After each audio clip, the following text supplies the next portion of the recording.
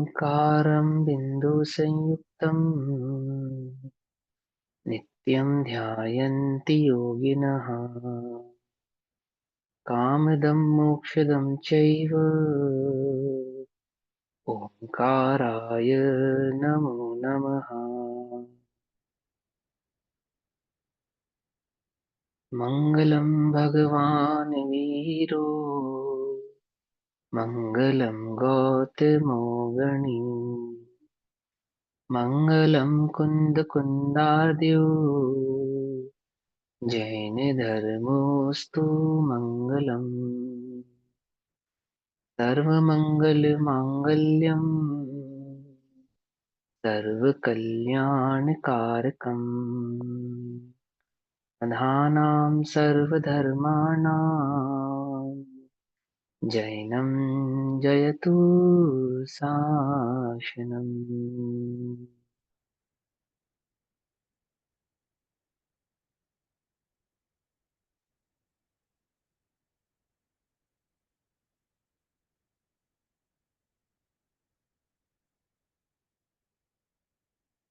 तज्जयति परं ज्योतिः समं समस्तैरनन्तपर्याये दर्पणतलैव सकलाः प्रतिफलति पदार्थमालिका यत्र।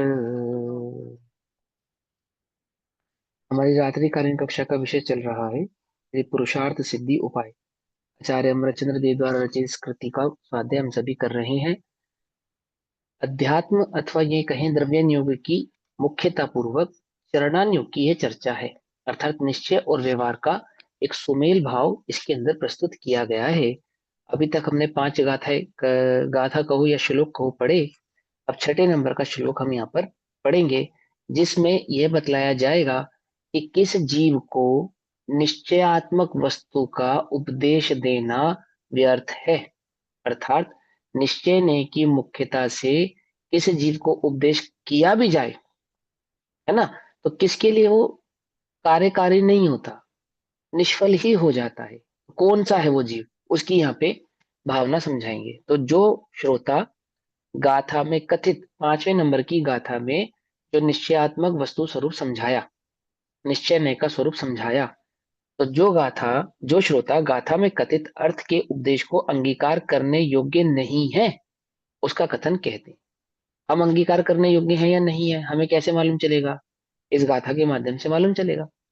श्लोक नंबर 6 में जिस श्रोता की बात चल रही है, कहीं हम वैसे श्रोता तो नहीं है, है ना? ये समझेंगे हम। तो क्या कहते हैं, जिनका अनम्यूट है ना उनका म्यूट करा दो एक बार। हेमलता जी से कह दो उनका अनम्यूट है ना। कर दिया म्यूट। अबुद्धस्य बोधनार्थं मुनीश्वराः देशयन्ति भूतार्थं व्यवहारमेव केवलमवेत्ति यस्तस्य देशना नास्ति। यस्तस्य अर्थात उसको, देशना नास्ति, देशना अर्थात उपदेश, नास्ति देने का कोई फल नहीं है। इसको व्यवहार में केवल अर्थात जो व्यवहार में ही रचा पचा है, मात्र व्यवहार को ही सत्यार्थ मान के बैठा है, अर्थात जिसकी दृष्टि अंतरंग भावों पे, अंतरंग परिणामों पे, वास्तविक वस्तु स्वरूप पर नहीं है, और जो बाहर में ही रत है, देह आदि की प्रवृत्ति में ही रत है, अर्थात व्यवहार आदि के उपदेश में ही रत आसक्त है, उसको देशना नास्ति, उसको निश्चयात्मक वस्तु स्वरूप समझाने का कोई फल नहीं, समझना ही नहीं चाहता, है ना। उसको कहते हैं अबुदस्य बोधनार्थम, अर्थात मुनीश्वर ग्रंथकर्ता आचार्य अबुदस्य, अबुदस्य नहीं जिसको बोध, बुद्ध, बोध की प्राप्ति नहीं है, अबुधस्य जो बुद्धिमान नहीं है, अर्थात जो अज्ञानी है, अज्ञानी जीवों को बोधनार्थम, बोध प्राप्त कराने के लिए, जिसको बोध की प्राप्ति नहीं है उसको बोध कराने के लिए, जिसको ज्ञान की प्राप्ति नहीं है उसको ज्ञान कराने के लिए, अर्थात जिसको समझ नहीं है उसको समझ देने के लिए। जैसे हम छोटे बच्चों को क्या कहते हैं, अबोध, अबोध कहते हैं ना छोटे बच्चों को, ये अबोध बालक है, अर्थात इसको कुछ भले बुरे की पहचान नहीं है, सही गलत का इसको कुछ समझ नहीं है ना। सही गलत का समझ नहीं होती तो बच्चा क्या करता है, अपने ही द्वारा, अपने ही शरीर के द्वारा निषेचित की गई गंदगी में खेलने लगता है, नहीं खेलने लगता। कौन होता है वो बालक? अबोध बालक होता है। उसको समझ ही नहीं होती कि क्या अच्छा है क्या बुरा है, क्या सही है क्या गलत है। ऐसे ही जिसको वस्तु स्वरूप की खबर ही नहीं है, अबोध है, उस बालक की भांति सही गलत का निर्णय ही नहीं कर पाता, वस्तु स्वरूप का निर्णय ही नहीं कर पाता, उसको पता ही नहीं है धर्म क्या है अधर्म क्या है विवेक क्या है, कुछ खबर ही नहीं है। ऐसे उस अज्ञानी को, अज्ञानी जीव को बोधनार्थम, ज्ञान उत्पन्न करने के लिए अभूतार्थम व्यवहार नय का देशयंती उपदेश करते हैं। इसको व्यवहार नय का उपदेश किसको किया था? इसको कुछ खबर नहीं थी, कुछ भी समझ नहीं थी, बिल्कुल अविवेकी था। जैसे वो छोटा बच्चा ना, उसको उसको पता ही नहीं है कि क्या गंदा है और क्या साफ है, ऐसा कुछ खबर नहीं है। सबको एक समान मानकर ऐसे ही लोटपोट रहता है गंदगी में। तो ऐसे बिल्कुल ही ना समझ व्यक्ति को कुछ समझ उत्पन्न होवे तो क्या करा? अभूतार्थ ने, अर्थात व्यवहार ने का उपदेश दिया।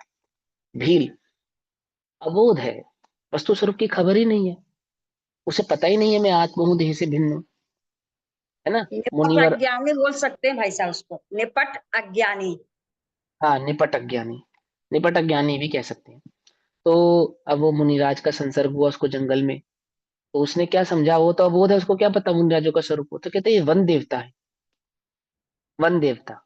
मैं जंगलों में रहता हूँ भील, और जिस जंगल में मैं रहता हूँ उसके आप देवता है।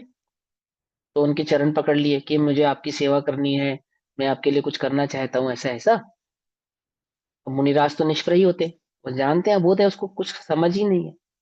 तो कहता है कि नहीं, मुझे आप आशीर्वाद स्वरूप कुछ दीजिए। तो मुनिराज तो कहते दीक्षा ग्रहण कर ले भाई, कल्याण का मार्ग तो यही है। कि नहीं प्रभु, ये तो मैं करने में समर्थ हूँ, है ना?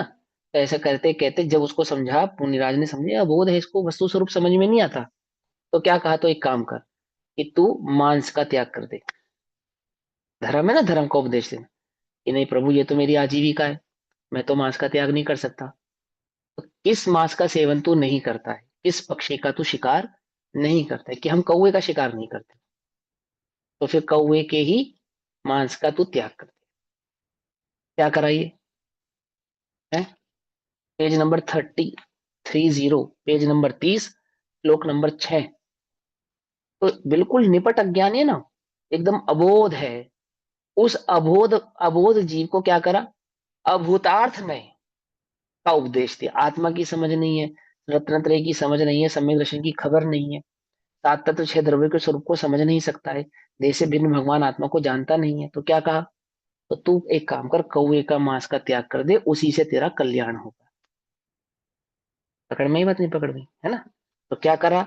ज्ञान उत्पन्न कराने के लिए, कुछ धर्म में लगाने के लिए, कुछ समझ देने के लिए, कुछ विवेक जागृत करने के लिए, कुछ राह पकड़ में आए, इसके लिए क्या करा था? व्यवहार ने का उपदेश देते हैं, करते हैं। और ये जीव केवल व्यवहार ने को ही जानता है, और अगर ये जीव मात्र व्यवहार ने में ही आसक्त हो जावे, रत हो जावे, तो क्या होगा? है? तो कहते हैं उसको, उस मिथ्या दृष्टि जीव के लिए देशना नास्ति, उसके लिए उपदेश नहीं किया था कि तू व्यवहार में रत हो जाए। हमने तुझे व्यवहार का उपदेश इसके लिए थोड़ी दिया था कि तू व्यवहार में ही क्या हो जाए? आसक्त हो जाए। एक छोटा बच्चा बच्चा नर्सरी क्लास को फर्स्ट क्लास उत्तीर्ण करके, प्रेप प्रेप को फर्स्ट क्लास उत्तीर्ण करके, सेकंड फर्स्ट सेकंड ऐसे करते करते तीसरी कक्षा में आया। तो तीसरी कक्षा में आने के बाद क्या हुआ कि वो अच्छे नंबर नहीं ला पाया, है ना? या उसको कक्षा समझ में नहीं आई, तो रोने लगा। वो कहने लगा मुझे दूसरी कक्षा से आगे नहीं जाना। बोले क्यों? तो माँ तो चाहती कि मैं सदैव फर्स्ट आऊं। बोली हाँ, तो दूसरी कक्षा में मैं सदैव फर्स्ट आ सकता हूँ। क्या स्कूल आने का उद्देश्य क्या है? कक्षा में फर्स्ट आना, यही उद्देश्य है ना? क्यों? कक्षा में फर्स्ट आना ये उद्देश्य नहीं है। हाँ, जब तू दूसरी कक्षा में था उस समय तो फर्स्ट आना उद्देश्य है, ये बात तो ठीक थी। लेकिन वहां फर्स्ट आने का उद्देश्य ये नहीं था कि मात्र उसी कक्षा में फर्स्ट आता रहे, आगे बढ़ना। तू स्कूल गया, सेकंड कक्षा क्लास में आया, अब इसका उद्देश्य तू थर्ड क्लास में है, थर्ड क्लास में आने का उद्देश्य तू फोर्थ में जाए, फोर्थ का उद्देश्य तू फिफ्थ में जाए। ऐसे ही तुझे व्यवहार ने का उपदेश इसके लिए नहीं किया था कि तू उसमें रत हो जाए। ये तो इसलिए दिया था कि तुझे कुछ समझ पैदा हो, ताकि तू आगे बढ़ सके, निश्चयात्मक वस्तु स्वरूप को समझ सके, द्रव्य गुण पर्याय के भाव को समझ सके, कषाय के अभाव का मार्ग समझ सके। अब तू तो क्या है कि मंदिर जाना, गुरु उपासना, स्वाध्याय, संयम, स्वाध्याय भी तो कहाँ करता है, बस जिन पूजा आदि भक्ति आदि में, ये थोड़े बहुत व्रत संयम उपवास आदि में रत हो गया। और क्या कहने लगा, यही तो धर्म है, हमने तो यही उपदेश ग्रहण किया था, हमारे लिए तो यही धर्म उत्तम है। पकड़ में ही नहीं, पकड़ में ही। तो क्या कहते हैं, इसके लिए थोड़ी उपदेश किया था, उपदेश नास्ती, इसके लिए थोड़ी उपदेश किया था। तुझे व्यवहार का उपदेश इसलिए नहीं दिया था कि तू व्यवहार में रत हो जाए। आया श्लोक का अर्थ समझ में आया? तस्य देशना नास्ती, उसके लिए उपदेश नहीं दिया था कि तू व्यवहार में रत हो जाए। वो तो बिल्कुल निपट अज्ञानी था, बिल्कुल अबोध था, कुछ समझ नहीं थी, तो कुछ समझ बढ़े उसके लिए व्यवहार का उपदेश किया था। और तू व्यवहार को ही क्या मानने लगा, संपूर्ण मानने लगा, इसके लिए तो हमने तुझे उपदेश नहीं दिया था। आ गई बात समझ में? नहीं समझ में? एक किसान ने अपनी पूंजी एक सेठ के पास रखी, वे संभाल के रखने के लिए दी, और क्या कहकर दी कि सेठ जी बिल्कुल ऐसे रखना जैसे आप ही की वस्तु हो। कैसे रखना? जैसे आप ही की वस्तु। और सेठ जी ने उसे अपना मान लिया है कि भैया ये तो मेरी वस्तु है। और अब जब किसान मांगने आया, उसको देने से मना कर दिया। बोले क्यों मना कर दिया? कि तूने ही तो कहा था। क्या कहा था? कि ऐसे रखना मानो आप ही की वस्तु। अरे प्रभु, इसके लिए थोड़ी कहा था। क्या कहेगा वो? है, इसके लिए थोड़ी कहा था कि आप मुझे वापस ही ना करो। अरे हमने तो कहा था जैसे अपनी वस्तु संभाल के रखते हो, ऐसे हमारी वस्तु को संभाल के रखना। और तुमने तो उसे अपना ही मान लिया। हमने इसके लिए तो नहीं कहा था। पकड़ में ही नहीं, पकड़ में। अर्थात जिसको बिल्कुल अज्ञान नहीं था, उसे व्यवहार का उपदेश धर्म कह कर दिया कि ये धर्म है, पुण्य धर्म है, क्रिया धर्म है, आदि आदि ये भाव कहकर उसको उपदेश दिया।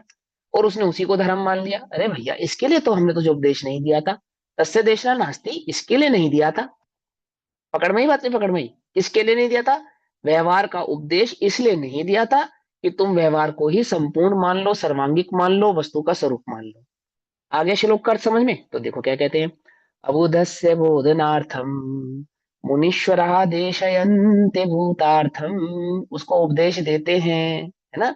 देशनार्थम, देशना देते हैं, प्रकट करते हैं, देते हैं। व्यवहार में केवलम नवयति यस्तस्य देशना नास्ति, इसके लिए तो उसको उपदेश नहीं दिया था।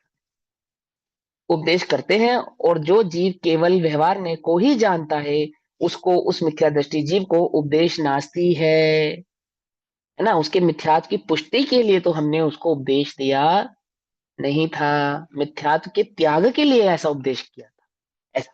अब टीका, मुनीश्वरा अबुधस्य बोधनार्थम अभूतार्थम देशयन्ति।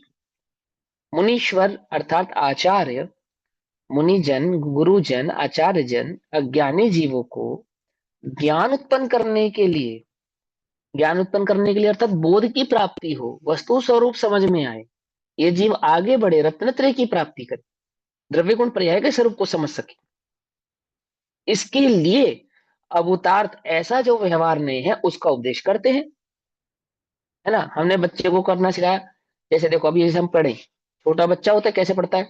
मुनीश्वर, मुनीश्वर, अर्थात, अर्थात। तो गलत पढ़ रहा है या सही पढ़ रहा है? सही पढ़ रहा है ना? अब 12वीं कक्षा का बच्चा, बीकॉम का, बीए का बच्चा, बीएससी का बच्चा ऐसे पढ़े।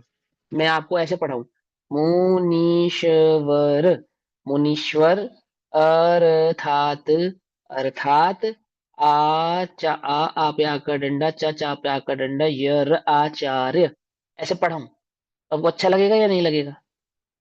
क्या कहोगे आप कि भैया ये कैसे पढ़ रहे हो? तो मैं गलत पढ़ रहा हूँ क्या?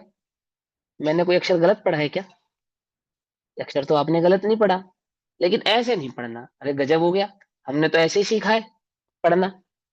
जब हमने पढ़ना सीखा तो हमने तो ऐसे ही सीखा था, तो इसके लिए नहीं सिखाया था। क्या कहोगे आप? ये बात तो सही है कि जब पढ़ना सिखाया था तो ऐसे ही सिखाया था, परंतु इसके लिए नहीं सिखाया था। किसके लिए सिखाया था? कि आप फ्लुएंटली पढ़ सके। मुनीश्वर अर्थात आचार्य अज्ञानी जीवों को ज्ञान उत्पन्न कराने के लिए अभूतार्थ ऐसा जो व्यवहार नहीं है उसका उपदेश देते हैं। ऐसे पढ़ो भैया, है? तो फिर तुमने वैसा क्यों सिखाया कि उस समय जब तुम कुछ नहीं जानते थे, अक्षर ज्ञान नहीं था, अक्षर के उच्चारण का ज्ञान नहीं था, तो अक्षर ज्ञान कराने के लिए और अक्षर के उच्चारण का ज्ञान कराने के लिए हमने इस प्रकार से आपको पढ़ना सिखाया था। परंतु परंतु क्या कि आप ऐसे ही सदैव पढ़ते रहे, इसके लिए तो पढ़ाया नहीं था। ऐसे ही जो बिल्कुल निपट अज्ञानी था, अबोध था, कुछ समझ ही नहीं थी, उसको कुछ समझ उत्पन्न होवे, इसके लिए अभूतार्थ ने अर्थात व्यवहार के पक्ष का उपदेश उसको दिया था, है ना। तो क्या कहा, मुनीश्वर अर्थात आचार्य अज्ञानी जीवों को कुछ ज्ञान उत्पन्न होवे, कुछ समझ पैदा होवे, ज्ञान उत्पन्न करने के लिए अभूतार्थम, ऐसा जो व्यवहार नहीं है उसका उपदेश करते हैं। ठीक। फिर क्या होता है, अनादि का अज्ञानी जीव, जिसको अनादि से ही ज्ञान स्वभाव की खबर नहीं है, अपने आत्म भाव की खबर नहीं है, छह द्रव्य सात तत्वों की समझ नहीं है, रत्नत्रय के मार्ग की कुछ भी खबर नहीं है, वस्तु स्वरूप और भेद विज्ञान से वो कैसा है, अनभिज्ञ है, अनभिज्ञ है। अनादि का अज्ञानी जीव व्यवहार ने के उपदेश बिन समझ नहीं सकता। छोटा बच्चा अक्षर ज्ञान के बिना उस किताब के भाव को समझ नहीं सकता। अक्षर ज्ञान जरूरी है ना, अक्षर ज्ञान करे तो भाव समझ में आवे। अक्षर ही ज्ञान ना हो तो अक्षर के अर्थ, उसके भाव को कैसे पहचानेगा, है ना। आप लोग पढ़े लिखे हो ना, सभी, सभी पढ़े लिखे हो, हाँ। तो तुम चाइनीज भाषा जानते हो। ये कमाल है, अभी तो तुमने कहा हम पढ़े लिखे हैं। कि भैया, वो आपकी बात ठीक है, हम पढ़े लिखे हैं, परंतु उस भाषा में अनभिज्ञ हैं। पकड़ में बात। ऐसे ही निश्चय की भाषा में जो अनभिज्ञ हैं और व्यवहार में भी जो अनभिज्ञ हैं, उनको व्यवहार का उपदेश प्रथम किया। और जो प्रथम व्यवहार के उपदेश में ही क्या हो गए, तल्लीन हो गए। तो क्या कहा, इसके लिए तो उपदेश नहीं किया। पकड़ में बात। तो क्या कहते हैं, अनादि का ज्ञानी जीव व्यवहार ने के उपदेश के बिना समझ नहीं सकता। तो क्या करते हैं, इसलिए आचार्य महाराज व्यवहार ने के द्वारा उसको समझाते हैं। वही यहां बता रहे हैं कि भगवान आचार्य भगवान मुनि भगवान उसको कैसे समझाते हैं, कि उसकी योग्यता परिपक्व करने के लिए, उसको योग्य बनाने के लिए उसको व्यवहार का उपदेश करते हैं। तो ऐसे बहुत सारी स्टोरी मिलेगी। अ, उसकी एक सती की स्टोरी आती है ना, कि कोढ़ीपति श्रीपाल, कोटि श्रीपाल। उपदेश तो यह है कि जो जीव, जो भी जीव का जो भोग रहा है, अपने कर्म के उदय को भोग रहा है, वो आत्मा का ज्ञान करके संबंध दर्शन प्रकट करके परम सुख की प्राप्ति कर, परंतु तीव्र कषाय नहीं समझ में आ रहा है, वो सिद्ध मैं ना भक्ति कर। मैना मैं ना सुंदरी, सुन है ना। हाँ, तो सिद्ध भक्ति कर। अथवा उसको कहा कि कौवे के मांस का त्याग कर, है ना। ऐसा किसी को कहा तू मात्र समाहिक कर, किसी को कहा तू जिन भक्ति कर। तो ये सब कहा और उसके फल को भी बतलाया। रात्रि भोजन त्याग के फल को बतलाया, है ना, संयम के फल को बतलाया, भगवान की भक्ति के फल को बतलाया। इस प्रकार से ये सभी प्रकार के फलों को व्यवहार के उपदेश द्वारा और व्यवहार धर्म को पालन करने वाले को उसके उत्तम फल की प्राप्ति का भी उसको ज्ञान कराया। पर इसके लिए नहीं कराया था कि तू व्यवहार को ही वास्तविक धर्म मान के और उसी से मोक्ष आदि की प्राप्ति मान ले। देखो जगत में कितना चलता है कि इतने लाख, इतने करोड़ बार नमोकार मंत्र का पाठ करने से ना निश्चित ही मोक्ष की प्राप्ति हो जाती है, अथवा एक बार उपवास करने पर इतने कर्मों की निर्जरा हो जाती है। बोलो कौन से सिद्धांत में लिखा है, जैन आगम के किसी सिद्धांत किताब में ऐसा लिखा है कि एक उपवास या इतने उपवास करने पर आमुक व्रत, आमुक किसी व्रत या तीर्थ पर उपवास करने पर, या किसी एक निश्चित दिन, पर्व के दिनों में उपवास करने पर, और आमुक आमुक कोटि के कर्मों का अभाव हो जाता है। मालूम। जो जैन सिद्धांत नहीं पढ़ते, एक तो बड़ी विडंबना है, विडंबना। दिगंबर समाज इस बात से बड़ा अछूता रहा, बहुत बढ़िया रहा।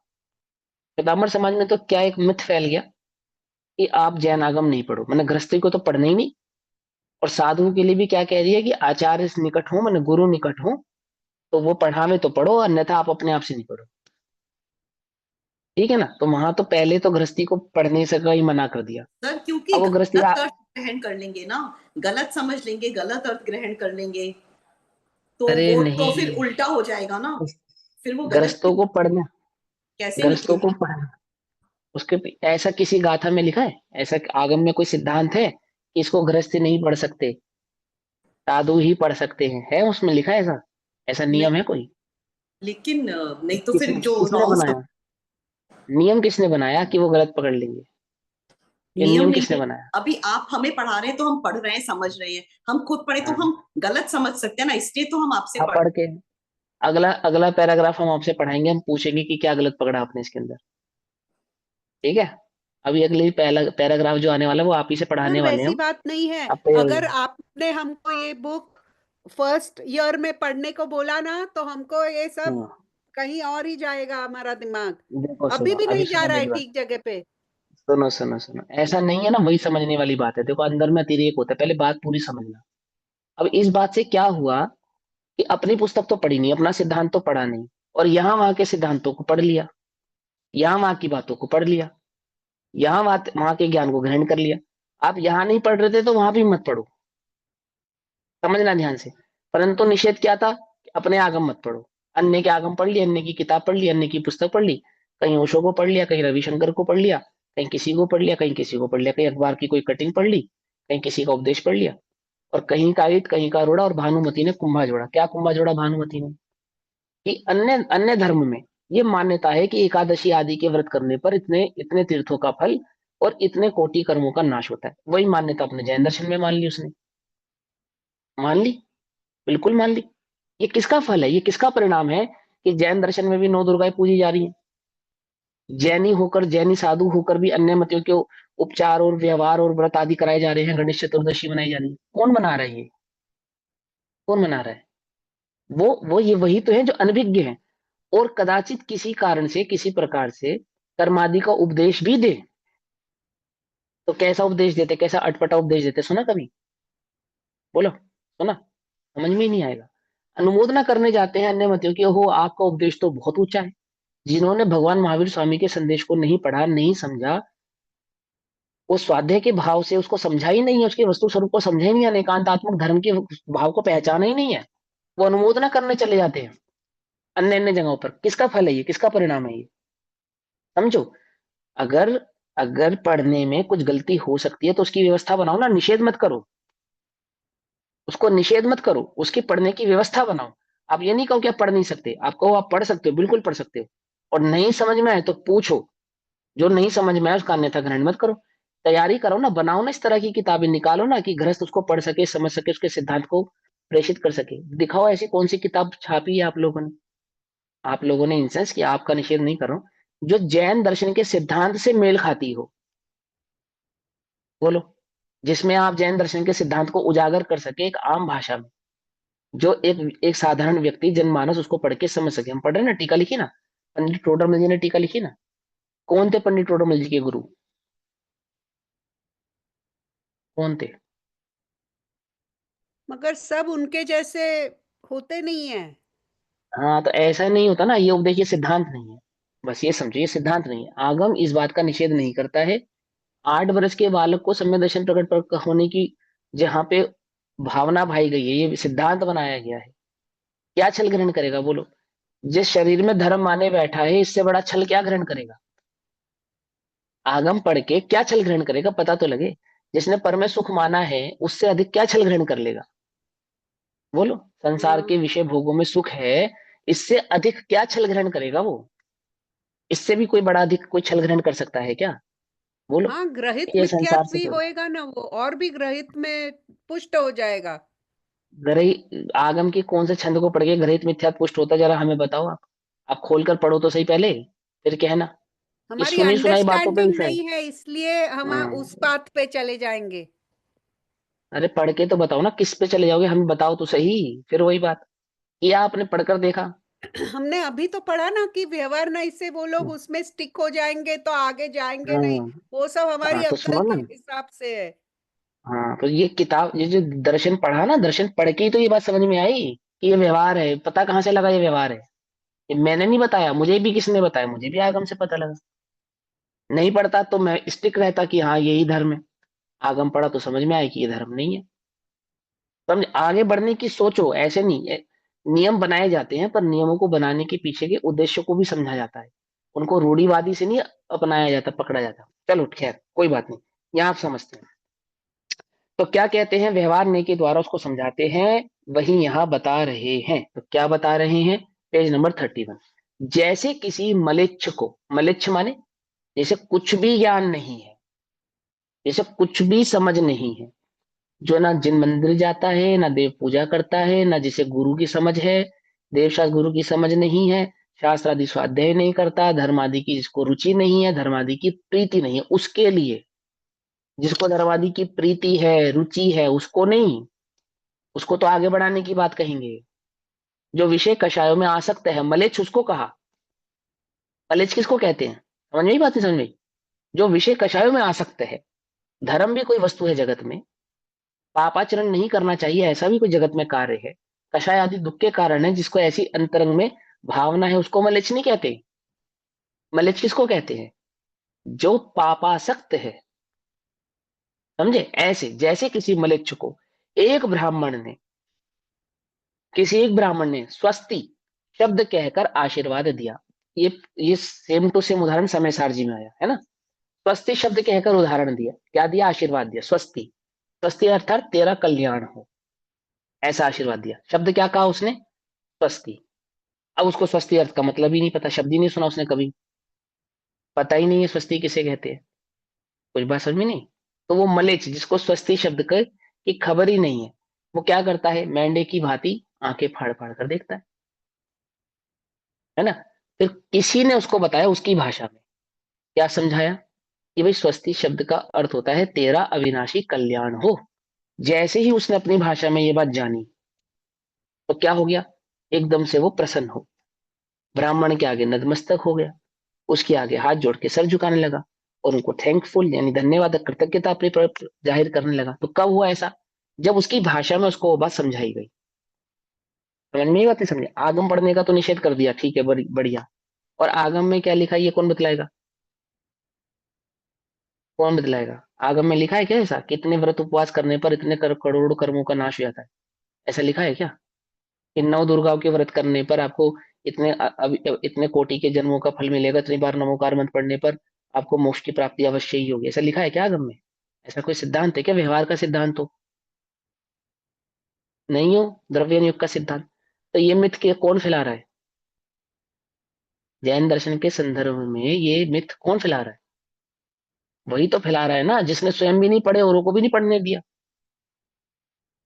सीधी सी बात, समझ में बात? बट हिमांशु अधिक से भैया, अधिक। ये सब ना हाँ मेरी भाभी भी भेजते रहती है, फॉरवर्ड फॉरवर्ड फॉरवर्ड करके कि ये करोगे तो हाँ ये होएगा। हाँ। आई डोंट थिंक किसी फिर आचार्य या साधु संत ने उसको वो मैसेज भेजा है कि ये करेगी तो ये होएगा, ऐसा टाइप्स, आई थिंक जब सम। जड़ में जाओगे, जब जड़ में जाओगे तब बात समझ में आएगी। अभी सर यहाँ एक समझो। क्वेश्चन है, सर एक हाँ क्वेश्चन है। बोलो। हाँ हाँ बोलो बोलो। सर जैसे ये कहते हैं कि शिखर जी की यात्रा कर लोगे आप एक बार ही, तो आप हाँ तिर्यंश गति में नहीं जाओगे, तो ये भी मिथ हाँ। है। भाई आगम में तो ऐसा सिद्धांत नहीं है।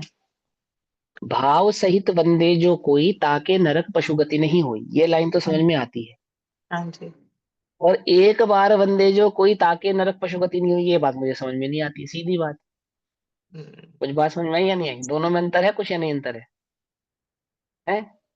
भाव सहित वंदे जो कोई, अब भाव माने है ना, वस्तु स्वरूप को समझ के विचार करके उसकी जो वंदना करेगा, उसके नरक पशुगति नहीं होगी, अर्थात उसको सम्यक दर्शन की प्राप्ति होगी।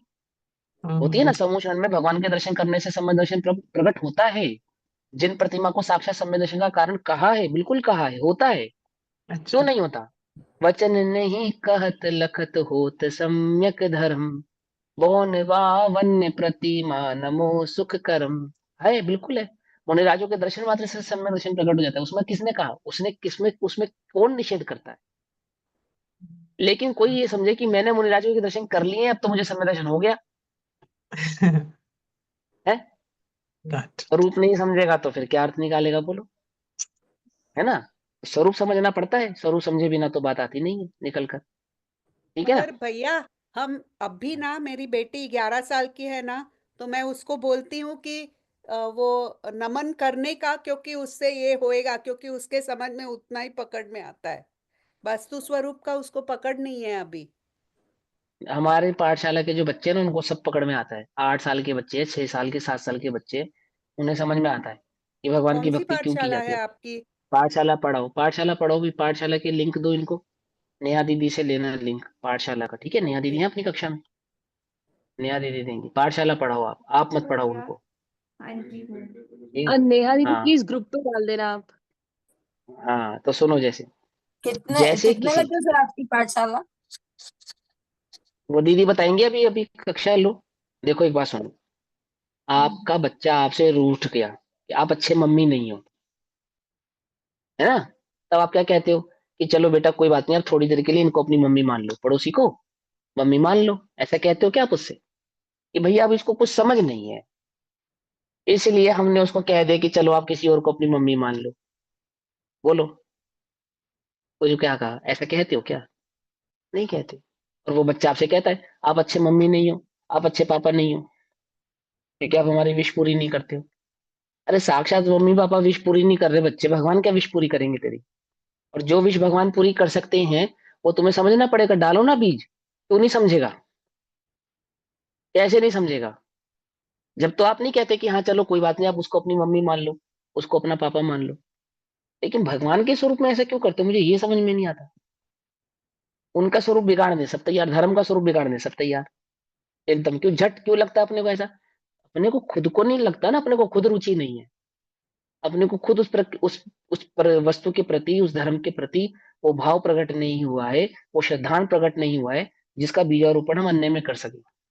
गलती उस बच्चे की नहीं है, गलती हमारे स्वयं के चित्त की है, जो स्वयं ही परिपक्व नहीं है।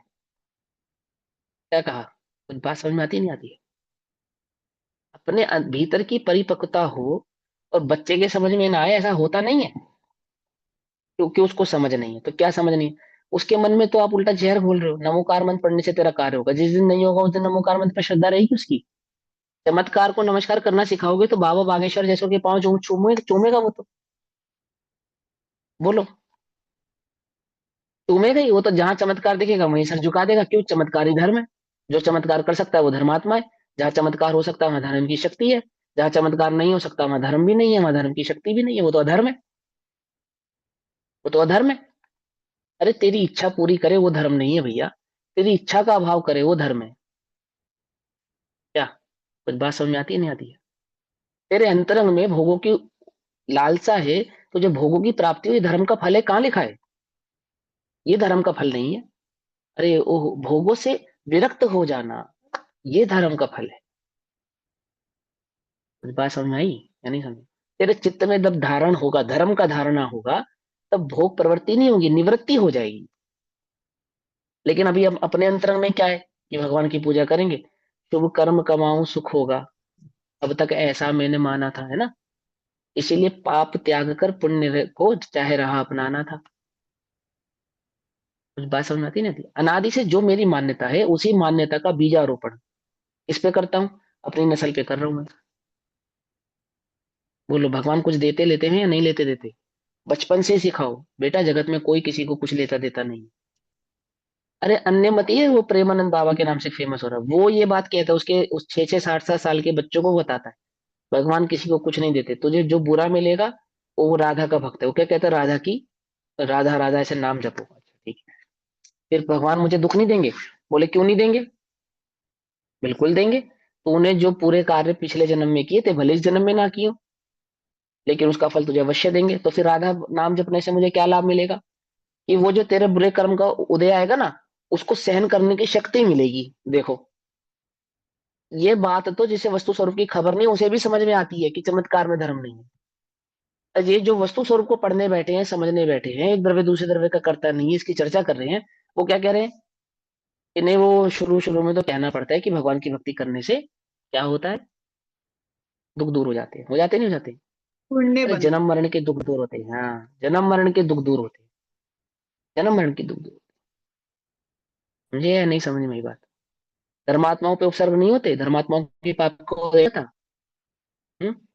धर्मात्माओं के जीवन में तो कोई पाप का उदय आता ही नहीं होगा। वो तो बिल्कुल एकदम बढ़िया चक्रवर्ती जैसा जीवन जीते होंगे, तीर्थंकरों जैसा जीवन होता होगा सभी धर्मात्मा जीवों का। और धर्मात्मा जीवों के जीवन में चमत्कार घटित होते ही होते हैं। ये किसने बतला दिया आपको? किसने बतला दिया? एक चमत्कार घटित ना हो, एक चमत्कार ऐसा भी हो सकता है। वस्तु स्वरूप समझो तो खबर पड़े। अरे रुचि पैदा करने के लिए, जिसे कुछ खबर नहीं थी उसको कहा था, और उसने क्या मान लिया, हाँ ये तो धर्म का बहुत बढ़िया स्वरूप है, इससे बढ़िया क्या होगा। तो फिर कर्म के फलों का भोग कौन भोगेगा? तुम्हारे द्वारा बांधे हुए कर्मों को कौन भोगेगा? कौन भोगेगा? हम्म? एक कवि ने क्या कहा गंगा के विषय में, कि ये गंगा पाप प्रचारणी है। क्या कहा? पाप प्रचारणी। बोले पाप प्रचारणी ये क्या कहते हो, ये तो पाप निवारणी। बोले नहीं, इसका इसके बारे में तो ये है, पाप करो गंगा में ना और धो देती है। तो बोले इससे बढ़िया क्या, जगत में पाप करके आओ, गंगा में नहा लो और धुल गए। तो इसने तो पाप का प्रचार किया कि घबराओ मत, जितने पाप करने कर लो, मुझ में आके नहा लेना और दो सारे पाप धुल जाएंगे। इसका तो यही अर्थ हुआ है। ये है क्या, ये है क्या जैन दर्शन? ये ऐसा नहीं है। कर्म किए जो स्वयं शुभाशुभ फल निश्चय ही वे देते, ये स्वयं और दे अन्य तो स्वयं किए निष्फल होते। ऐसा नहीं हो सकता। आपने यदि बुरे कार्य किए हैं, इस जन्म में नहीं किए, पिछले जन्म में किए होंगे, तो वैसे ही संयोगों की प्राप्ति आपको होगी, अवश्य ही होगी। निगोद में क्या पाप कर रहा है? निगोद जो दशा प्राप्त हुई, वो पाप के फल में प्राप्त हुई, या वहां जाकर पाप आदि कार्य कर रहा है? बोलो, यदि वहां जाकर ही वो पाप आदि कार्य कर रहा है तो निगोद से कभी बाहर नहीं आएगा। निगोद से कभी बाहर नहीं आएगा। निगोद में जाने का कार्य पहले किया, निगोद में बाद में गया। बोलो, नरक में जाने का कार्य पहले किया और नरक में जीव बाद में गया, ऐसे ही है ना?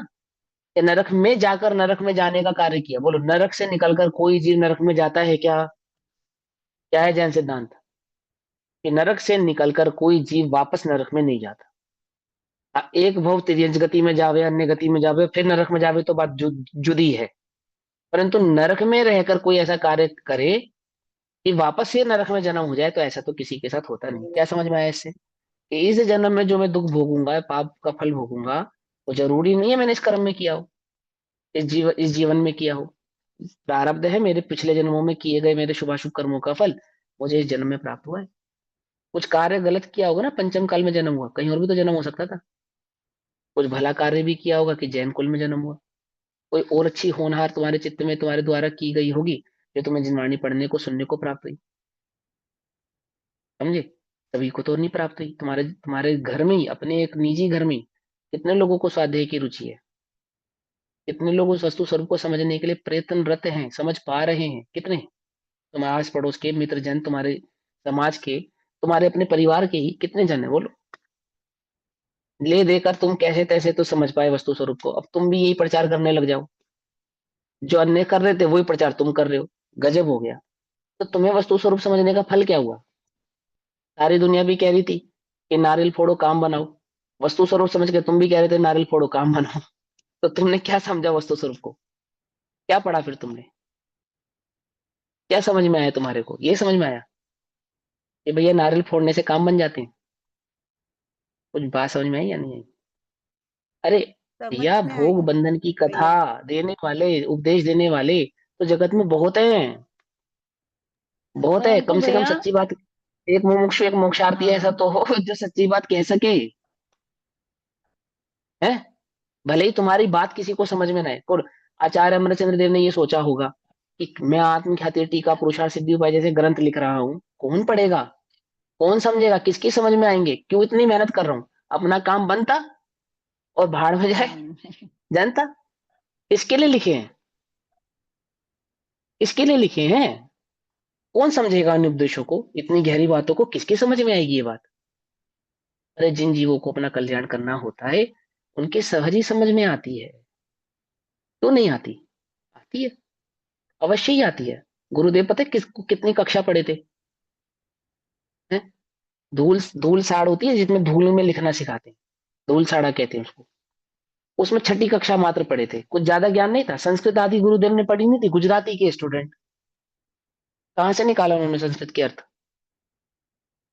कहाँ से पढ़ा उन्होंने? ये सोचकर कि पढ़ना निषेध है, पढ़ना नहीं चाहिए, कुछ गलत अर्थ निकालने का। अरे क्या गलत गलत अर्थ निकालेगा, मुझे पता तो लगे। बात तो ये है कि तुम्हारी पोल ना खुल जाए, समस्या ये है, सच्चाई तो ये है। सच्ची बात थोड़ी कड़वी तो लगती है, सच्ची बात पड़ेगा तो झूठे की पोल खुलेगी। तो क्या कहता है वो, एक बार एक धोबी का गधा खो गया, गधा खो गया। सुनी होगी आप सबने। तो जिस ठग ने उस गधे को चुराया था ना एक अन्य गांव में, वो उस गधे को ठग ने चुरा के ले गया, और उसने वहां पे एक बढ़िया सा टेंट वेंट बनाया, एकदम प्रचार करा कि इस तारीख को इस दिन भगवान दर्शन देंगे। क्या क्या प्रचार किया, इस तारीख को इस दिन भगवान दर्शन देंगे। चलो जी भैया, भगवान दर्शन देंगे। अब जब भगवान दर्शन देंगे तो ये सारी भीड़ उस तारीख को उस दिन जमा होगी, इकट्ठी होगी भीड़ सारी की सारी। तो जब जब जैसे पर्दा खोलना था तो पर्दा खोलने से पहले एक बात उसने कही कि लेकिन एक शर्त है, पापी को दर्शन नहीं देंगे। क्या कहा, पापी को दर्शन नहीं देंगे, पापी को कुछ भी दिखेगा, भगवान नहीं दिखेंगे। ठीक। तो भैया जो पहले सबसे आगे खड़ा था वो अंदर गया, उसने देखा गधा। अब वो बाहर आके कैसे बोले कि मैंने गधा देखा, तो उससे तो ये सिद्ध होता है कि मैं पापी हूं। तो उसने क्या कहा कि भैया क्या सुंदर भगवान थे, मैंने तो श्री राम को देखा, एक ने राम और सीता दोनों को देखा, एक ने राम सीता लक्ष्मण तीनों को देखा, एक ने राम सीता हनुमान चारों को देखा। राजा तक बात पहुंची, राजा भी आया। अब राजा को मालूम चला किसान को, धोबी को, धीमर को, इन सबको भगवान के दर्शन हो रहे हैं और मुझे गधा दिख रहा है। अब मैं कैसे बोलूं कि मुझे तो गधे के दर्शन हुए हैं। तो राजा ने भी बाहर आके क्या कहा, मुझे तो साक्षात शिव पार्वती के दर्शन। अब कैसे बोले बता।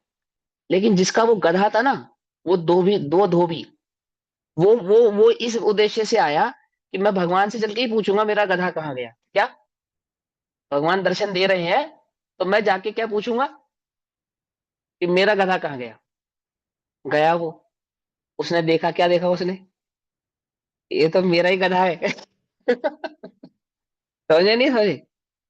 तो क्या, भगवान भगवान छोड़ो, वो गधा पकड़ा उसने अपना और ले आए निकाल के बाहर कि चल तू कहाँ खो गया था। और सारा गांव ठगा का ठगा रह गया। हो गया नहीं हो गया, कुछ बात समझ में आती ही नहीं आती है। अरे जिसे सच्ची बात पता है ना, वो लोगों के बरगलाने में नहीं आता है। क्या अनपढ़, क्या पढ़ा लिखा। और राजा ने इसको भगवान के रूप में देखा, मैं इसे गधा देखूंगा तो क्या होगा, मेरा गधा है भैया, मेरा काम धंधा चौपट हो जाएगा, मुझे तो मेरे गधे चाहिए।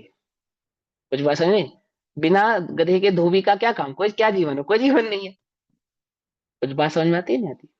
ऐसे ही आत्मार्थी का बिना तुम्हें वस्तु स्वरूप दुनिया क्या कहेगी, जगत क्या कहेंगे, ये सारी दुनिया जो कह रही है चमत्कार को नमस्कार आदि आदि, मुमुक्षु को इससे कोई लेना देना नहीं, मोक्षार्थी को इससे कोई लेना देना नहीं। तुम्हारी समझ में आए सो ठीक, तुम्हारी समझ में ना आए सो ठीक, वस्तु स्वरूप तो यही है। वस्तु स्वरूप तो ऐसा ही। गुरुदेव गुजराती में प्रवचन करते थे, कन्नड़ भाषा जानने वाले गुरुदेव को टकटकी लगाकर देखते थे। साउथ में जब गुरुदेव प्रवचन करने गए, एक शब्द समझ में ना आए क्या कहते हैं गुरुदेव, एक शब्द समझ में ना आए, और एक व्यक्ति सभा से हिले नहीं। क्या कहा, ठसाठस भरा था पंडाल, ठसाठस, पर एक शब्द किसी के समझ में नहीं आया कि गुरुदेव ने कहा क्या, क्यों, वो कन्नड़ भाषा, और गुरुदेव गुजराती में प्रवचन करे, हिंदी में भी करे तो कुछ समझ में आवे, वो गुरुदेव गुजराती में बोले और ये कन्नड़ी बैठे सारे। पर एक व्यक्ति वहां से उस पंडाल से हिला नहीं, बस टकटकी लगा के गुरुदेव को देखते थे कि जो भी कह रहे कुछ अद्भुत कह रहे हैं। समझे। फिर अगले दिन व्यवस्था हुई वो ट्रांसलेशन की, कि आप सोचो, अब गुरुदेव क्या सोचे। अब इनको तो क्या समझ में आएगा, इन्हें तो गुजराती समझ में नहीं आती। आपको मालूम, एक बार गुरुदेव से कहा कि गुरुदेव आप ये कहो सभा में कि पानी छान कर पीना चाहिए, रात्रि भोजन नहीं करना चाहिए, ऐसा कहो, आप ऐसा उपदेश करो। तो जाने गुरुदेव ने क्या कहा, गुरुदेव ने कहा, मैं अजैनों की सभा में आया हूं। क्या पूछा गुरुदेव ने, क्या मैं अजैनों की सभा में आया हूं, क्या जैनों को ये उपदेश देना पड़ेगा कि रात्रि भोजन नहीं करना चाहिए, पानी छान कर पीना चाहिए। ऐसा आश्चर्य हुआ गुरुदेव को। सोचो कि कैसी, आप जैन हो, जैन कुल आपको मिला है, वीतरागी भगवान आपको मिले, बचपन से आपको इतना नहीं पता कि भगवान किसी को कुछ लेते देते नहीं है। हमारे भगवान वीतरागी है, ये आपको किसी ने नहीं बताया, ये आपको ज्ञान नहीं दिया किसी ने, या आपके माता पिता ने आपको बचपन से ये बात सिखाई नहीं कि हम वीतरागी भगवान के उपासक हैं। और वीतरागी इसलिए कहते हैं, ये किसी से राग द्वेष नहीं करते, किसी को कुछ लेते देते नहीं है। ये बात कहने में तुम्हें घबराहट होती है, ये बात कहने में तुम्हें ये लगता है कि इसको समझ नहीं आएगा। अरे ये तो वस्तु स्वरूप का वास्तविक वास्तविक सत्य है। कौन बतलाए? ऐसा जिगर तो इस विश्व में अगर किसी में होगा तो जैन ही होगा जो ये बात कह सकता है। क्या? कि भगवान किसी को कुछ लेते देते नहीं, ले दे सकते नहीं है। है कोई विश्व में जो ऐसा कहे कि भगवान आपको भगवान ही बनाएंगे, भक्त नहीं बनाएंगे? हमारे भगवान भक्त बनाने पर प्रसन्न होते ही नहीं, होते ही नहीं। है कोई विश्व में ऐसा? कोई नहीं है। तो ये बात भी तुम्हें छुपानी पड़े, घबराहट हो, कहने में लगे उसको समझ में नहीं आएगी। क्या नहीं समझेगा? क्या नहीं समझेगा? कुछ बात समझ में आती है या नहीं समझ में आती है? हम्म? जो समझ में मूंगफली आ से गई सर। दाने को, मूंगफली से दाने को अलग करके खा सके, जिसमें इतना ज्ञान है ना, वो आत्मा को शरीर से भिन्न जान सके, ऐसी उसमें बुद्धि है, इतना ज्ञान उसमें है। उसको अज्ञानी मत समझो। तुम उसे अज्ञानी देखते हो, ये तुम्हारा अज्ञान है। तुम उसे अबोध देखते हो, ये तुम्हारा अबोधत्व है। उपदेश दिया तो ये उपदेश नहीं दिया कि भगवान करता है, संयम का उपदेश दिया। व्यवहार के उपदेश में भी संयम की मुख्यता का उपदेश होता है। भगवान को कर्तापन की सिद्धि नहीं कराते हैं। कुछ बात समझ में आई या नहीं समझ में आई? है? चलो, पेज नंबर 31 क्या कहते हैं? जैसे किसी मलेच्छ को, भैया आजकल जैसे मतलब वो होता है कि मतलब देवी के नाम पे वो कहते हैं कि हम तो भाई पद्मावती को मान रहे हैं, जैसे पूरे के पूरे 9 दिन वो लोग पद्मावत कहते हैं जैनियों के मंदिर में हो रहे हैं, तो वो क्या गलत है? अगर गलत होता तो कोई रोकता। तो उस चीज को समझाना बड़ा मुश्किल हो जाता है, क्योंकि वो हो तो अपने ही आप मंदिरों में रहा है। अपने को समझ में आ गया, अपन निकल जाओ। हम्म। ठीक है, इस मामले में तो ऐसा रहो। ठीक, दुनिया भर के लोग हैं, शराब भी पी रहे हैं, जुआ भी खेल रहे हैं, शब्द व्यसन भी कर रहे हैं। तो सब जुआ ना खेले, शब्द व्यसन ना करे, है ना, गलत कार्य ना करे, ये भावना तो है हमारी। परंतु एक एक को रोकने तो नहीं जा सकते, नहीं जा सकते ना। हम नहीं करेंगे, हम अपने अपना बच्चों में ऐसा लोटा छानो संस्कार कुआं नहीं करेंगे। छानने से क्या मतलब? अपना लोटा छानो, है? कुआं नहीं छानना, वो छनेगा भी हाँ, नहीं। अपना कार्य करो, अपना कार्य करो और आगे बढ़ो। ठीक, सुनो। जैसे किसी मलेच्छ को एक ब्राह्मण ने स्वस्ति शब्द कहकर आशीर्वाद दिया, तो उसके अर्थ का कुछ बोध नहीं हुआ, उसे समझ में नहीं आया स्वस्ति क्या होता है। क्या कहा इस ब्राह्मण ने? अपने को तो कुछ समझ में ही नहीं आया, और वह ब्राह्मण की तरफ ताकता रहा, ऐसे मेंढे की भांति की देखता रहा क्या कहा गया ये। है ना, हमने एक बार सुना है ना तुम्हें अंथऊ वाली कहानी। हम पहली पहली बार एमपी में गए ना, जब फर्स्ट टाइम, तो शाम के वक्त ही पहुंचे थे शायद हम, खनिया दाना की बात है शायद, है ना? हाँ, खनिया दाना की बात है। तो वो एक बहन बोली शाम को, मैंने हम जब पहुंचे पहुंचे कि भैया आप अंतहु करेंगे? क्या पूछा उसने? अंतहु करेंगे, अंतहु। अब हमें तो अंतहु पता नहीं क्या होता है, तो हमने कह दिया नहीं हम नहीं करेंगे। मुझे लगा पता नहीं कौन से कुएं से पानी निकालना है अंतहु जाके, तो हमने मना कर दिया, तो कि हमें नहीं करना। शाम के है ना? खाने को तो कहते हैं। हाँ हाँ हाँ। तो हमारे साथ महेंद्र भैया थे, तो उन्होंने बोला तुझे पता है अंतहु का मतलब क्या होता है? मैंने कहा नहीं मुझे तो नहीं पता। तो कह रहे अंतहु का मतलब होता है शाम का भोजन। अरे मैंने कहा भैया मैं तो सुबह से भूखा हूँ उसको रोको रोको भैया उसे, मुझे तो भोजन करना है। देखो ऐसे, अब मुझे शब्द का खबर नहीं, तो मलेच्छ की भांति होगी, नहीं गड़बड़ हो गई। तो ऐसे ही ब्राह्मण ने क्या कहा उसको? स्वस्ति। अब उसे पता ही नहीं स्वस्ति का मतलब क्या होता है, वो तो देखते ही रहेगा भैया क्या कह गया। भाई अच्छा कह रहा है, बुरा कह रहा है, गाली दे रहा है, कोई कार्य करने के लिए कह रहा है, कुछ पता ही नहीं है। तो उसको कुछ बोध नहीं हुआ, और वह ब्राह्मण की तरफ ताकता रहा।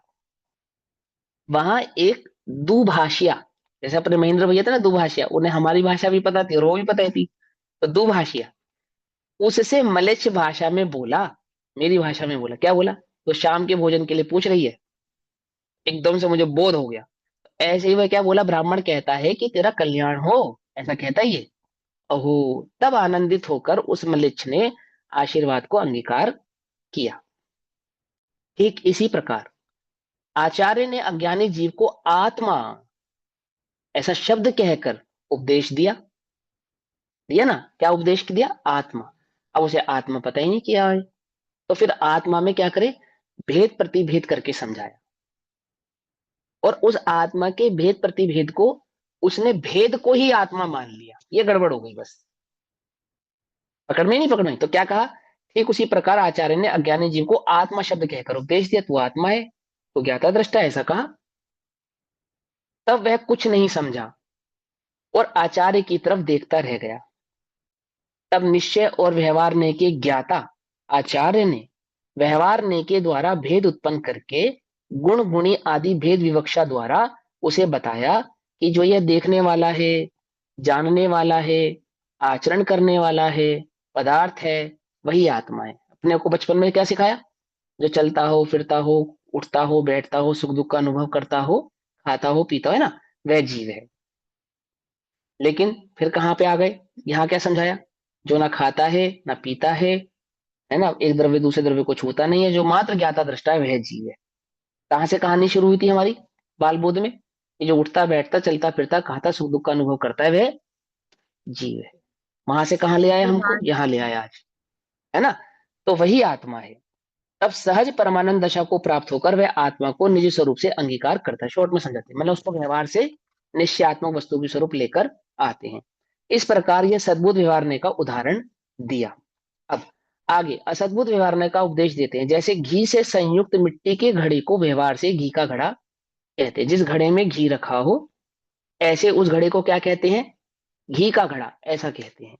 और कोई घी से बने हुए घड़ा घी से ही निर्मित है, ऐसा समझ ले, तो उसके लिए तो उपदेश नहीं दिया था। क्या उपदेश कराया था? वे उपदेश देने का उद्देश्य तो यह था कि जिस घड़े में घी व्याप्त है ना, घी प्राप्ति की प्राप्ति चाहिए, तो घड़े में घी का उपचार किया था।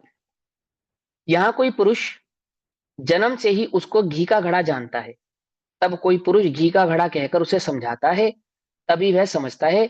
और यदि उसे मिट्टी का घड़ा कहकर संबोधन किया जाए तो वह किसी दूसरे कोरे खाली घड़े को समझ बैठता है और घी के घड़े को नहीं समझता, नहीं जानता। बचपन से तो उसने माँ के मुंह से ही सुनता, घी का घड़ा, घी का घड़ा, घी का घड़ा। तो किसी ने उसको आके समझाया कि भैया घड़ा मिट्टी का होता है या मिट्टी का घड़ा, तो उसके उसके चित्त में वो घी वाला घड़ा नहीं आया, कोई खाली घड़ा आया। तो उसको समझाया, फिर विशेष विचार करके समझाया कि देख ऐसा नहीं, घड़ा तो मिट्टी का ही होता है, हाँ, लेकिन उसमें घी रखा है तो उसलिए उसको घी का घड़ा कहते हैं। ऐसे ही देह जीवनी होती, देह तो खुदगल की ही होती है। समझे नहीं समझे? हमने तुझे कहा शरीर मिट्टी है, तो तूने किसी मुर्दा की कल्पना कर ली। ना ना ना ना, ये तो अभी भी मिट्टी ही है। हाँ, इसमें जीव का संयोग है, इसलिए इसको जीव कहते हैं। जब घी से भरे हुए घड़े को हम संभालते हैं, तो किसे संभालते हैं? घड़े को संभालते हैं, घी को संभालते हैं? सोचो। जब घी से भरे हुए को संभालते हैं। घड़े को हाँ, संभालते संभाल, ही अपने आप संभल जाएगा। हाँ, मतलब वास्तव में तो हम घी को ही संभाल रहे हैं, घड़े को संभालते समय घी को ही संभाल रहे हैं। ऐसे ही धर्म बुद्धि वाले जीव जो देह आदि में आचरण कर रहे हैं, तो वास्तव में तो वो आत्मा आचरण कर रहे हैं, आत्मा की ही संभाल कर रहे हैं। समझे या नहीं समझे? 28 मूल गुण आदि का निरतिचार जो पालन कर रहे हैं, वास्तव में तो उस चैतन्य को ही संभाल रहे हैं, कोई देह को नहीं संभाल रहे हैं। पकड़ में आती नहीं? पकड़ में बात। हाँ, दिखता है कि घड़ा संभाल रहे हैं, परंतु घड़े के भीतर जो रखा हुआ कीमती घी है ना, उसकी रक्षा हो रही है। ऐसे इस घड़े के भीतर रखा हुआ जो आत्म तत्व है ना, उस आत्म तत्व की ओर देखकर उस देह की प्रवृत्ति कर रहे हैं। लक्ष्य किसमें है? उस आत्मा का। ऐसे ही है, निश्चय से विचार किया जाए तो घड़ा मिट्टी का ही है, परंतु उसको समझाने के लिए घृत का घड़ा अर्थात घी का घड़ा कहकर ही संबोधित करना पड़ता है। उसी प्रकार यह चैतन्य स्वरूप आत्मा कर्म जनित पर्याय से संयुक्त है, अर्थात कर्म के आदि के कारण ये देह आदि से युक्त है। उसे व्यवहार से देव मनुष्य इत्यादि नाम से कहते हैं। चार गति की अपेक्षा से उस जीव आदि को समझाया जाता है।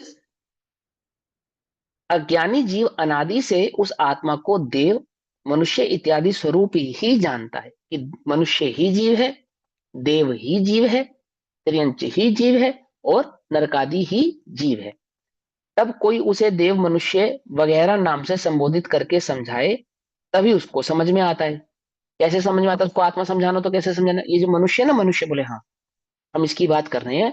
अब इस मनुष्य देह में जो देह आदि है ये पुद्गल है, और जो भीतर में चैतन्य आदि पदार्थ है वो चेतना है। ऐसे करके समझाना पड़ेगा ना, खाली आत्मा ऐसे कह के तो नहीं समझ में आएगा उसको। तो पहले उसे मनुष्यत्व का ज्ञान कराएंगे, और फिर उस मनुष्यत्व में चेतना आदि तत्व का ज्ञान कराते हैं। और यदि आत्मा का नाम चैतन्य स्वरूप कहे तो किसी पर ब्रह्मा परमेश्वर को समझ बैठा रहता है कि आत्मा कह के किसी अन्य की ही बात हो रही है, जबकि बात उसी की हो रही है। तब निश्चय ने से विचार करे तो आत्मा चैतन्य स्वरूप ही है, परंतु अज्ञानी को समझाने के लिए आचार्य देव गति जाति आदि के भेद द्वारा जीव का निरूपण करते हैं। अगली बात, गति जाति आदि के भेद द्वारा इसका जीव का निरूपण करते हैं। जीव गति वाला नहीं होता, जीव में जाति नहीं होती, तो भी गति जाति के आधार से जीव आदि का उपदेश किया जाता है। घी का घड़ा नहीं होता, तो भी घड़े को घी का कहा जाता है। ऐसा इस तरह अज्ञानी जीवों को ज्ञान उत्पन्न कराने के लिए आचार्य महाराज व्यवहार का उपदेश करते हैं। केवलम व्यवहारम एव अवैति यह तस्य देशना नास्ति। जो जीव केवल व्यवहार ही का श्रद्धान करता है, उसी को सत्यार्थ मान लेता है, उसी में रत हो जाता है, उसके लिए ये देशना नहीं दी थी, उसके लिए नहीं ऐसा उपदेश दिया था, उसके लिए उपदेश नहीं है, इस बात के लिए उपदेश नहीं किया था कि तुम इसी में रत हो जाओ। उपदेश तो दिया था व्यवहार का, परंतु व्यवहार को सत्यार्थ मानने का उपदेश नहीं दिया था। व्यवहार को तू सत्यार्थ मान ले, इसके लिए उपदेश नहीं दिया था। उपदेश किसके लिए दिया था? कि तू वास्तविक वस्तु स्वरूप को पहचान पाए, वास्तविक वस्तु स्वरूप की खबर कर पाए। निश्चय के श्रद्धान बिना केवल व्यवहार मार्ग में ही परिवर्तन करने वाले मिथ्या दृष्टियों के लिए उपदेश देना निष्फल है, कोई कार्यकारी नहीं है ऐसे जीवों को उपदेश देना। अभी आपने पूछा ना कि भैया उनको क्या करे, वो पद्मावती आदि को वो हम तो इसमें ही धर्म मानते हैं, कुछ कौन सा कुछ गलत कर रहे हैं आदि आदि, तो निष्फल है। जब स्वरूप वस्तु स्वरूप समझ में आना होगा, है ना, सही योग्यता परिपक्व होगी तो समझ में आएगा। आपको किसने समझाया? आप कैसे आ गए यहाँ पर? कभी आप भी पद्मावती आदि में सच्चे देवादि की कल्पना करके उनकी पूजा कर रहे थे ना, तो यहाँ तक कैसे आ गए आप? किसके उपदेश से आ गए? आपकी स्वयं की होनहार, आपकी स्वयं की योग्यता आपको यहाँ ले आई, या कोई पकड़ के कान पकड़ के खींच के यहाँ लाया, कोई लड़ झगड़ के आपको यहाँ लेकर आया? बोलो, विचार करो। कि किसी से वाद विवाद हुआ भैया, और फिर उसके वाद विवाद में हम हार गए, फिर हमने उसकी शरणागति ले ली और यहाँ आ गए, कैसे हुआ था? कोई हुआ था? वाद विवाद हुआ था? नहीं। कोई कान पकड़ के लाया? कि कोई कान पकड़ के भी नहीं लाया। आपकी सहज योग्यता आपको यहाँ ले आई या नहीं ले आई? ले आई ना। ये वास्तविक, ये वस्तु स्वरूप की वास्तविकता है, ये स्वतंत्रता है इस मार्ग की।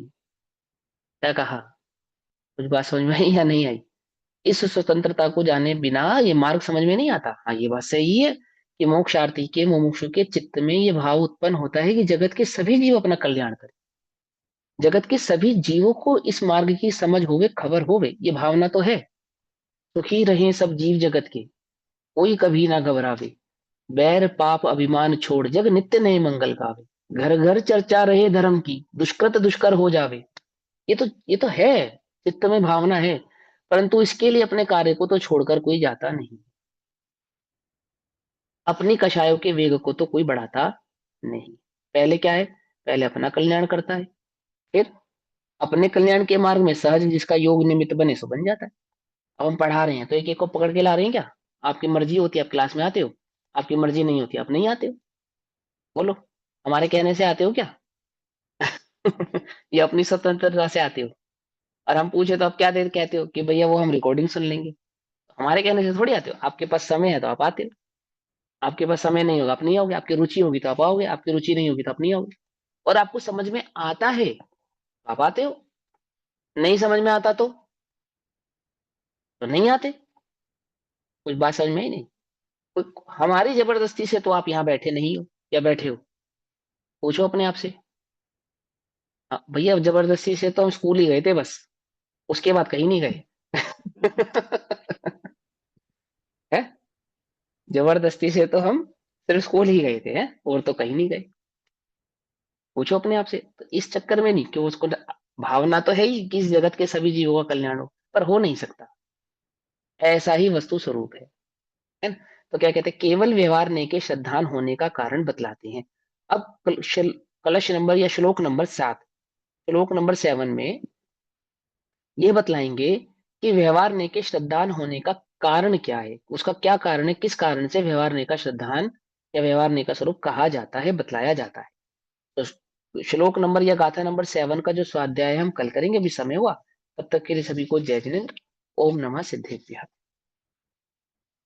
निज निधि निज में बताई, यह अनंत उपकार है, उसके लिए जिनवाणी माँ को वंदना शतबार।